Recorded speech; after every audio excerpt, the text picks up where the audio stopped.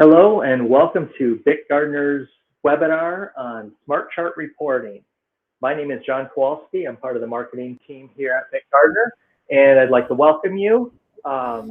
We are recording this, and immediately following the presentation, you'll be sent an email with this recording link.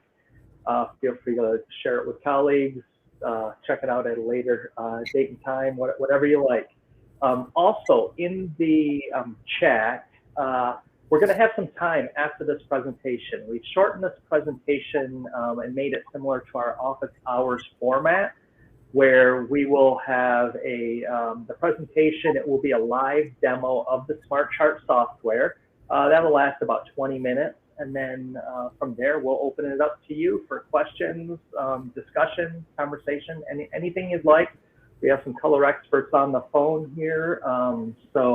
It doesn't have to be strictly to Smart Chart, though that is the topic today. But if there's something else that's on your mind or you're having some challenges with at your own facility, let us know. So if you do have a question, please log it in the chat box area. It should be in the bottom right-hand corner of your screen.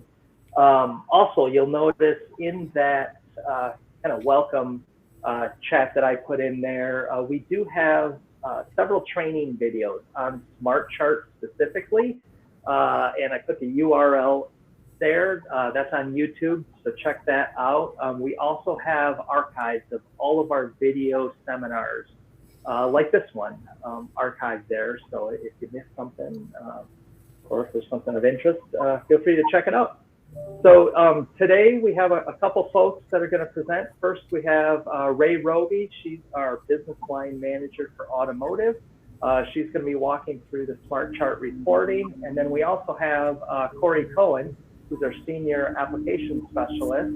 He'll be walking through some of the unique and nuances of the WaveScan 3 when it comes to Smart Chart reporting. So with that, Ray, feel free to share your screen, get the software going, and we're off and running. It's all yours. Oh, and I do apologize too.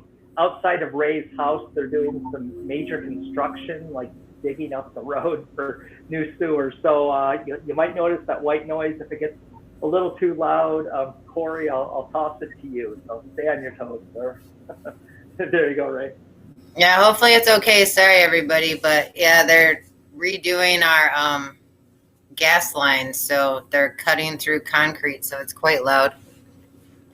Okay, so today we're going to talk about Smart Chart reporting. I'm just going to go through the basics, and hopefully you guys have like some specific questions that we can answer. That would be awesome. All right, so you go into data analysis. I'm going to pick this demo database. And at the top, you have all of your filters. And one thing that's important, and I don't know who's actually on this call, but I know a lot of people in the past have used AutoChart. And in AutoChart, you have to filter specifically for everything that you want. In Smart Chart, the best thing to do is to minimize the amount of filters that you pick. So you could pick the status if that's important to you. You could also pick here maybe the model, but I'm going to pick 3 colors: dark silver, light silver, oops, not that one, light silver, and polar silver. And these 3 colors in this database, the Cloud Runner has all 3 colors, the BICMAC has 2 of the colors, and the WaveScan has 2 of the colors. All right, so then say I just picked the BICMAC because I want to look at what's going on with that, and I hit refresh, which is this button over here. Oh, one other thing that we didn't say before, this is 7.3.1. This is the latest version on the website. And maybe, John, you could put on the website the link to the latest version, because it's really important that you guys update. So now I have I have light silver and polar silver over here. If I just want to pick one test series, so one vehicle or one part, and I go to test report, I get my table that has all my data. If I want to look under schematic, you could put in here your own schematic. We could show you how to do that if that's someone's question. You can do a line graph, not very exciting. And you can do travel, also not very exciting. So let me pick a different one. Here, this is better. This is the whole vehicle. All right, so here you can see the line graph. And what's important here is you can go into graph and you can actually pick what you want to see. So if I just wanted to see, for instance,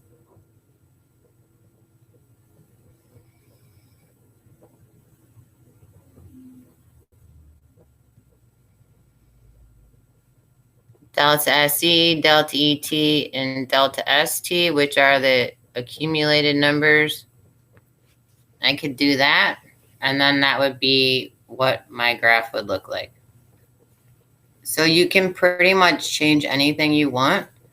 The other thing that's pretty cool is if I pick left fascia and I go to history, it's going to show me all of my data points for that left fascia for those delta SE, delta ET, and delta ST that I picked over time. So it's a quick way to see if you're running consistently. And like on this date right here, you can see that it's not running consistently and something happened. So this is an easy way to do history. Also, you can do travel graphs. And let me make it bigger. And if I scroll down, I can see the same date that was bad right here. This is still a problem. This right fascia is doing something different than all the other patterns for all of the other locations on the vehicle. So that's something easy for you to look at and see if the pattern stays the same or if it changes.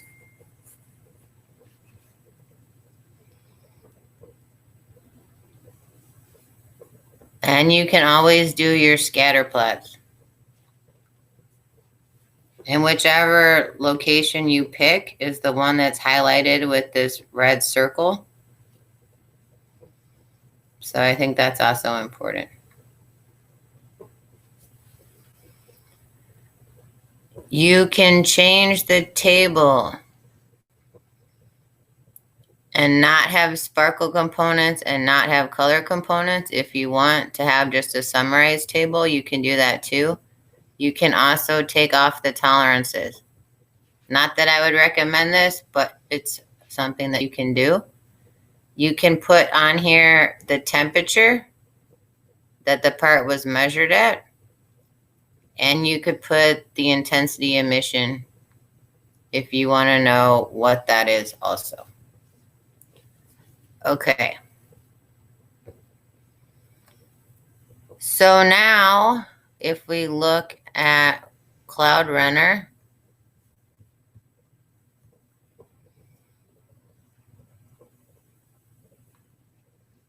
and just at the table, you can add the spectrum, which is every single angle, or you can just have the M numbers, which are the modeling numbers.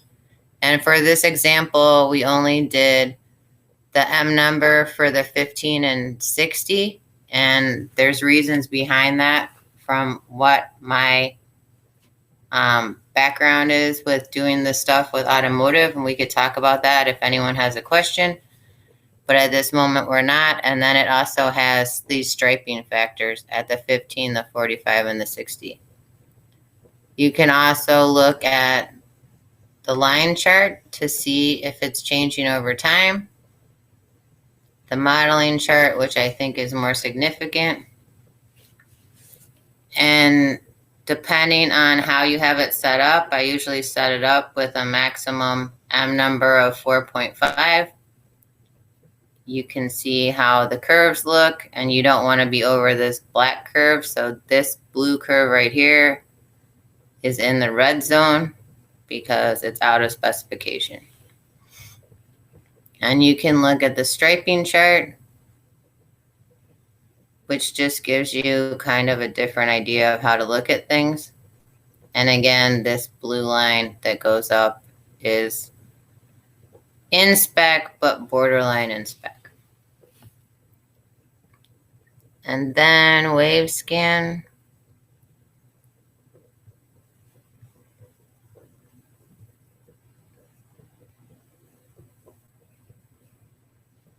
So if you guys haven't updated to the latest version, this is going to look a little bit different to you. The table, of course, is going to be the same. So I can do just what I want to measure. In this case, these are the things that I put on the instrument, or I can add the full spectrum if I want. I can also look at the line graph to see if I'm the same over time. And I can look at this balance spectrum. So what's going to look a little different is this curve over here, or not the curve, but the graph itself. And these curves look all pretty good in the specification that I set up for this specific example. And again, if you guys want more information on exactly why these curves are set this way, we can talk about that also. All right, so that's pretty much it. So test report only can do one test series at a time. And you can also do, I didn't think about this, you can do history for WaveScan or for Cloud Runner over time if you like in a line chart. So the same as the BICMAC. Okay, so now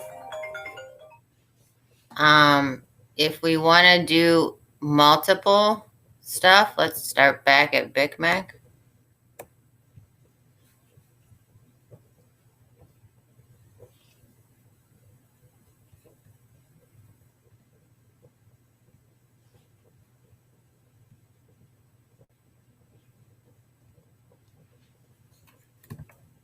So for like an executive summary, say for multiple colors, if I go to scorecard and I go to table, now these different tabs, if you want to call them that, they can tell you what's going on. So it's like a pivot table in Excel. So say I drag this color down to the row. Now I have light silver and polar silver as two of my different variables. And if I want to just have a summary of only those two colors over this time period, I can do it this way. I can also add scales or take away scales. So if I click here on the scales, on this, it looks like a little filter that's yellow. Here I can add or take away whatever scales I want. So it just depends on how much information you want to show someone. You can change anything to whatever you like. If you wanted to have, say, the check zones, you can drag and drop that here. And now you have each color by check zone by the scales that we asked for.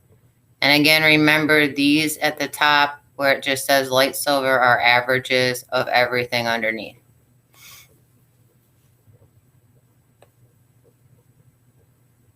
You could do it by week if you wanted.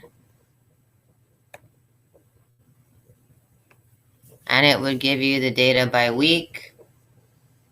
Or you could take the week out and put it back up top and do it by month.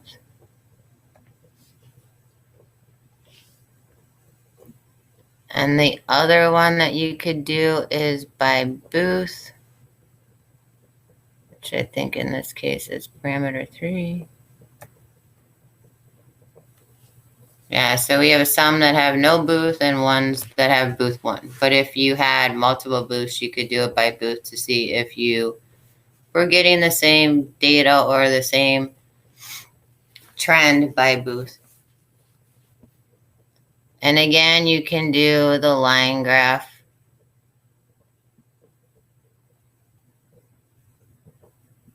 And the travel plot. And let me make it bigger one more time so you can see. So this is a little bit crazy, but this actually isn't plant data. It's data off of vehicles that we measured in the field. So there are multiple OEMs. So it doesn't surprise me that there's some variation here.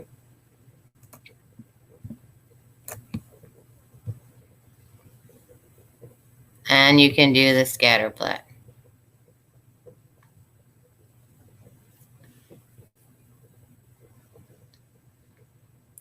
All right, and then we can go to Cloud Runner.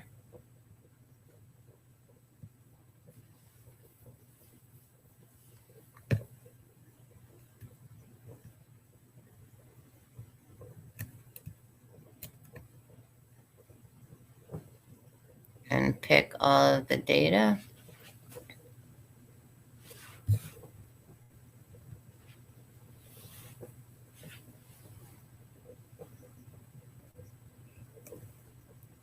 And we can do the same thing that we did before.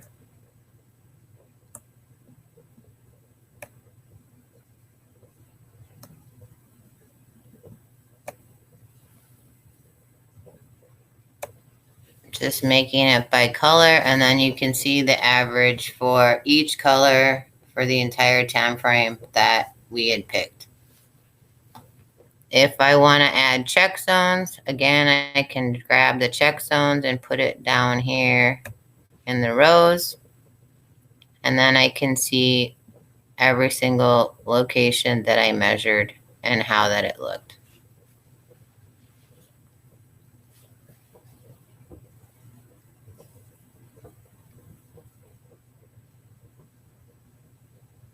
Now we can look at wave scan.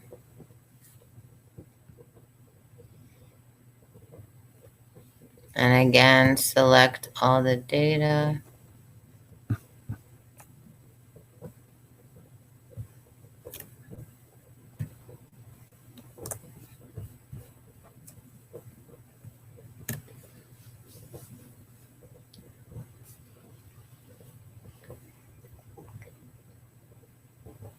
And here we can do the same thing in table.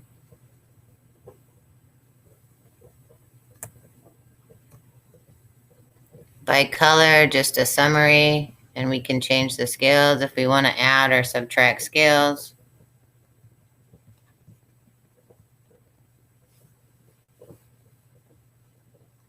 And we can also do this by orientation. I know this is important to a lot of people, the horizontal and the vertical average. You can add that.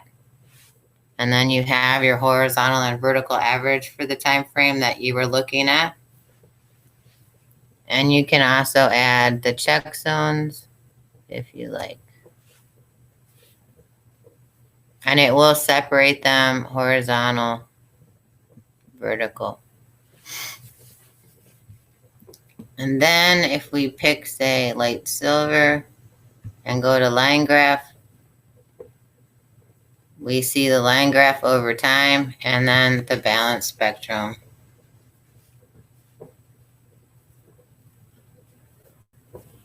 Also over time.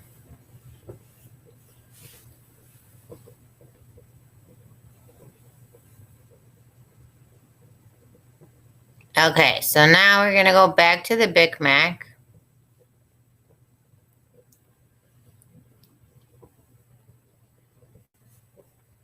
So one thing I want to just remind everyone of is see how I still have WaveScan data here, even though I picked BICMAC. It doesn't deselect what you've already selected.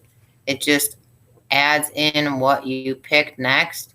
If you click on this button and make this blue again, now this is a cleared field.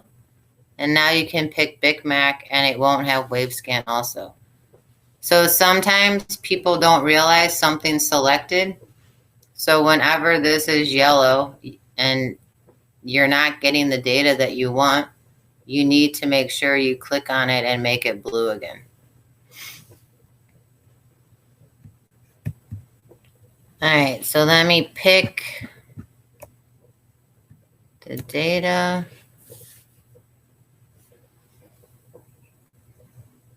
And go to now trend, which we haven't done yet. And the significance of trend is you can compare two different things. So here, if I want to compare my left fascia, rear fascia to my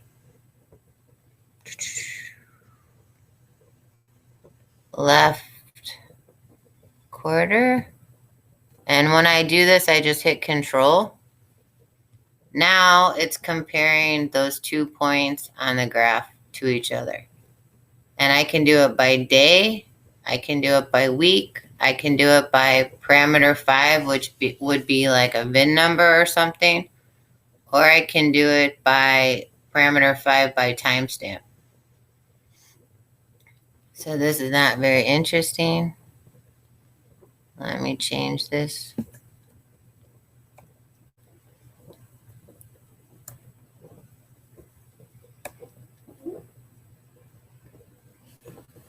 All right, so now you can see my two different check zones, my fender, or sorry, nope, that's not right. Hold on one sec.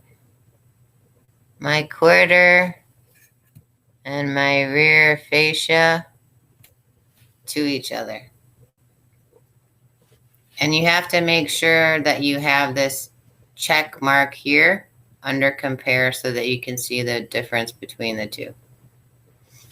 And this is really important when you're trying to do harmony with either maybe your side-to-side comparison on your line, or if you're actually trying to compare to like someone else's part, because you want to make sure that you guys are running the same way. So in this instance, we have a lot of variation, but like I said, this is just a sample that we did for some data to use. You can also look at these in travel plots. Let me make it bigger.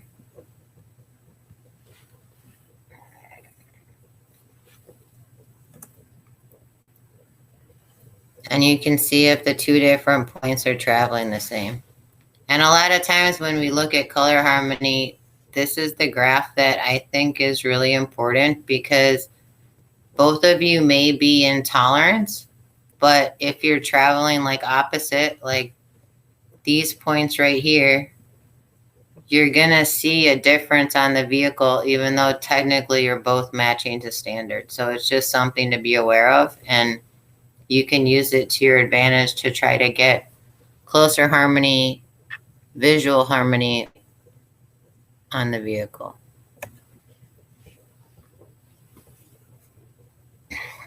And you can also do this for scatter plots. So I think this is also a nice representation of what's going on. You can see where everybody is versus the other and see if there might be some issue. Like here, this could potentially be an issue. Here, there's a lot of variation on the blue dots. So is that going to cause you a problem when you look at it visually? Also, we can do the same thing on the Cloud Runner.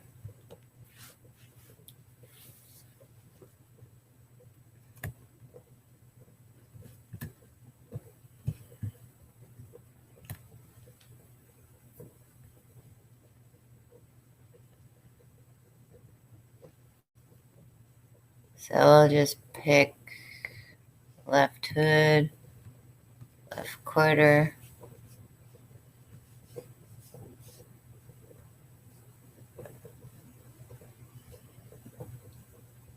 And it shows you the difference between the left hood and the left quarter. And the same thing with the striping chart.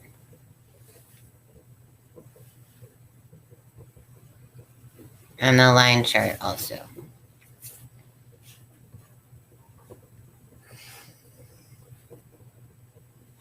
And then the last one is going to be the wave scan.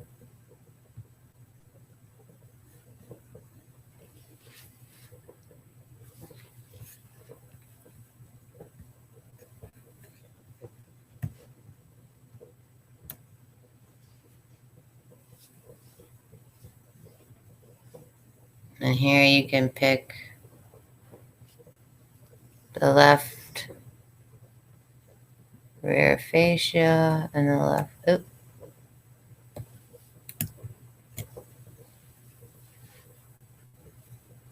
And you can see the variations between the two. Okay, that's my spiel. So now Corey's gonna take over and show you a little bit about our WaveScan 3, our new instrument.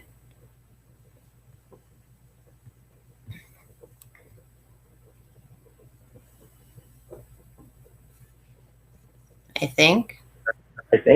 Corey, you there? Yep, I'm here. So there we go. I'm just gonna. And if anyone has any questions too, please log them in the chat function, and we'll get to them following Corey's bit here.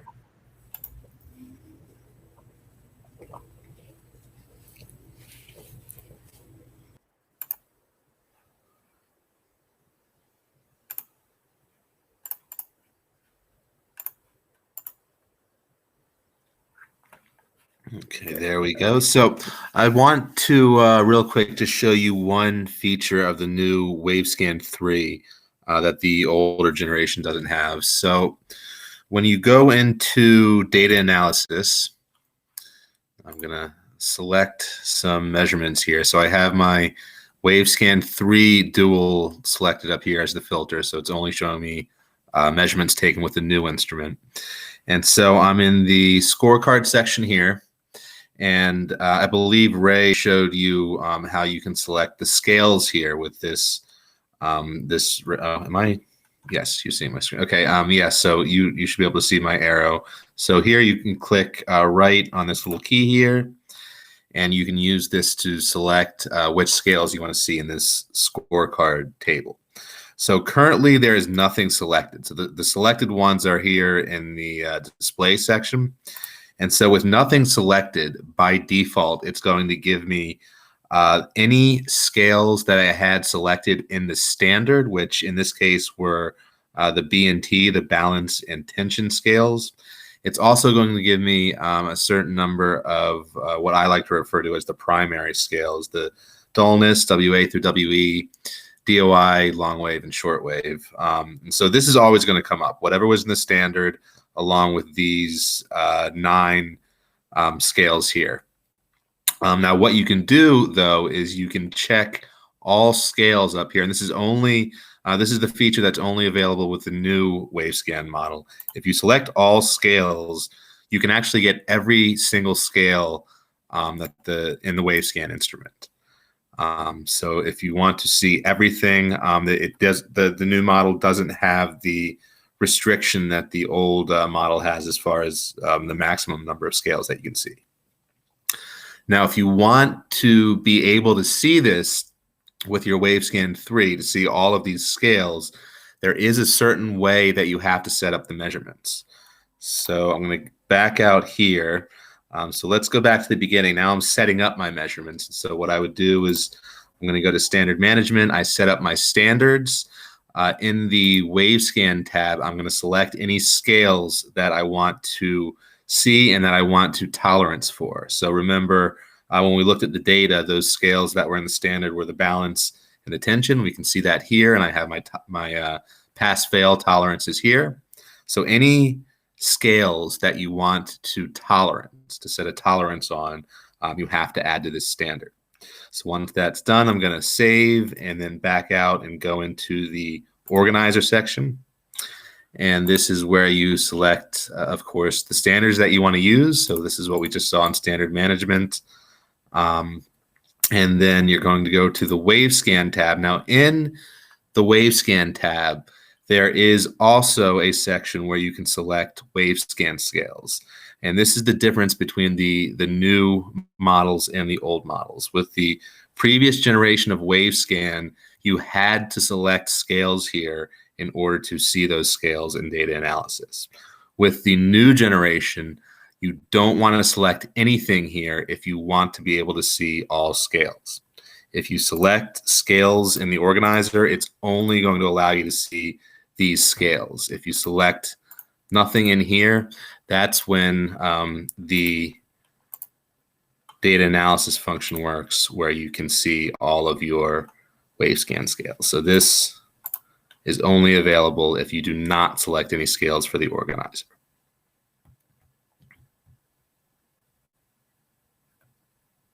One other comment too is if Corey can scroll over, now you can see the deltas if you set up panel matches in your organizer. Are they in there? I can't even see it, so small. I know I had some that had, I think this one. Ooh. There we go. Yeah. So if your organizer has panel matches in it, you can see the delta values for every scale between the two panels you're matching.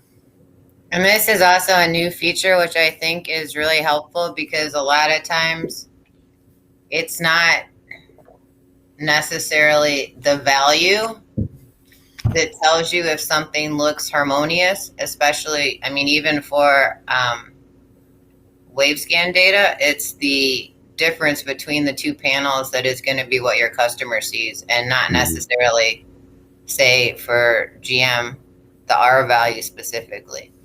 So I think this is a new and very important feature that we've put into Smart Chart. So I like this a lot.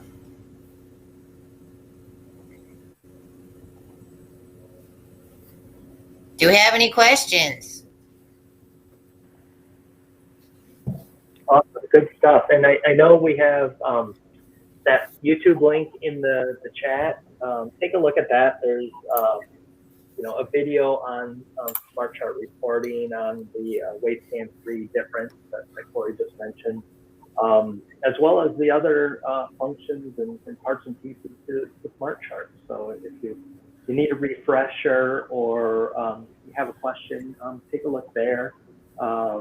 If not, you can reach out to any of us to any of the emails you get regarding this webinar, or any other web seminars or marketing emails. Feel free to hit reply. It'll come to myself or my colleague, and we'll get it to the right person. If there's any questions too, like I said, put them in the chat function. We'll get to them.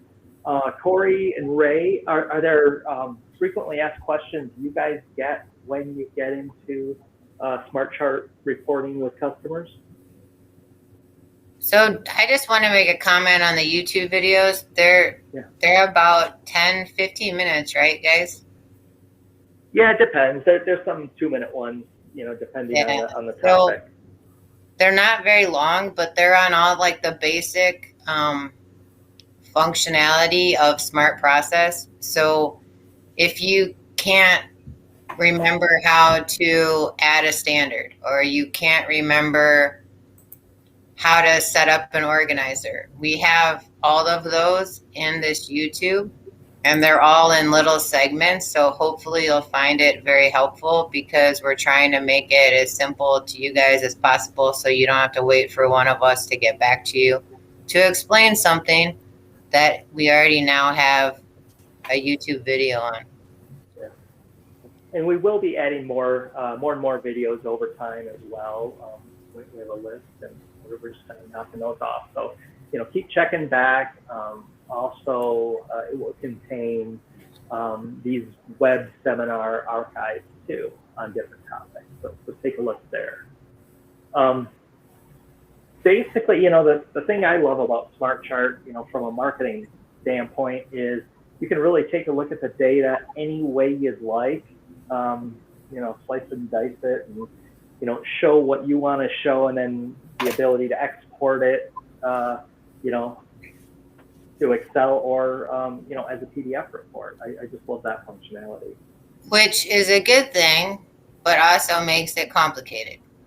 True. So very true. You have to, pick. And one thing I also want to say is, like, if you have like specific report requirements and you want something that maybe you can't figure out how to do, we will totally help you do that. We also do, for some specific OEMs and stuff, like their own special layouts if they need that. So always let us know. And I know today was kind of a quick overview, but I mean, we are always here to help and to, get you to where you need to be. And if you're doing frequent reports too, you can save those as templates, so you don't have to recreate things every time. You just pull up that, quarterly report, and away you go. And we did do the template thing on YouTube, right? We did. Yeah. Yep. So we did. If you want to know how to do the templates, that's on the YouTube channel link that John sent you. Yeah, and I did put the download link to the latest software in the chat area also. So if you're not running the latest, which is 7.3.1 is the latest, is that right? That's correct, yes. No, if you're running something before that, check out that link and download the latest. Around Smart Chart reporting, are there frequent questions, you, Ray, or Corey, that you guys get? I mean, just from time to time? setting it up. I mean, we basically showed that part. The biggest questions I think I get is the interpretation of the data, which we obviously aren't going to do today. But if people have data that they want to send to us, we're more than happy to go through it with them and interpret it or help interpret it for them, because it's case by case dependent. I mean, every time I look at someone's data, it gives me especially if you go in like what Corey was showing, like the DU through the WE, what did you call them, Corey? The majors? I call them the primary values. I don't know if that's accurate at all, but it sounds good to me. The primary values. So to me and Corey, those are the values that you want to look at, because everything that's calculated has issues. So we like to look at the primary values and then figure out how to help you get a better appearance based on those values. So we are more than happy to look at that for WaveScan. Big Mac for color, obviously we will always look at that with anybody. I think those travel plots, to me, for Big Mac, are the biggest bang for your buck, if you want to say it that way. So that's where I would go for that, because if you're traveling different from whoever your customer is, you're going to have issues, even if you're within the specification. And Cloud Runner, basically, to me, anything over a 4.5 M value on the 15 or the 60 is going to be a problem. But we can also look at that data, because that also has, as Corey says, primary values that factor into that M value, and those we also would look at to figure out what's actually going on with your material. So many things. Yep, definitely. Definitely. So, questions. Quiet group today. Very quiet. If there's questions, please flag them in the chat area and we can get to them, or just say, unmute me, John. I can do that too. Give it another minute. But yeah, I'm glad we created those YouTube videos that seem to help folks a lot and clarify some things as well. So how about we play one of them just so they can see, since they're being very quiet. Try that. Pull it up here. See, I don't know how well video will work over. Click me. Try here.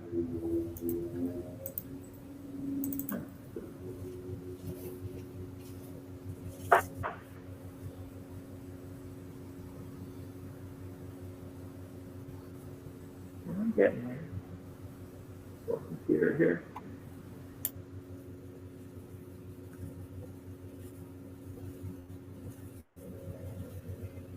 You can't see your screen. Yeah. So, It's okay. Don't worry about it. It's not that big of a deal. I just thought it would be interesting. okay. Yeah, check out the link, folks. So I guess with that, let's wrap up here then. If nobody has any questions out there, just thanks for joining us. Hope you learned something, and look for future Bick Gardner Web Seminar invites. We have a couple more left this year, and then pretty soon we'll be planning 2022 schedule. So look out for that. But thank you for joining us. And if you have any questions at any time, hit reply to any of these marketing emails or reach out to your regional representative, and we'll help you out as best we can, figure out a solution. So with that, thank you and have a great rest of your day. Thanks, Corey. Thanks, Ray. Thank you. Thanks, guys.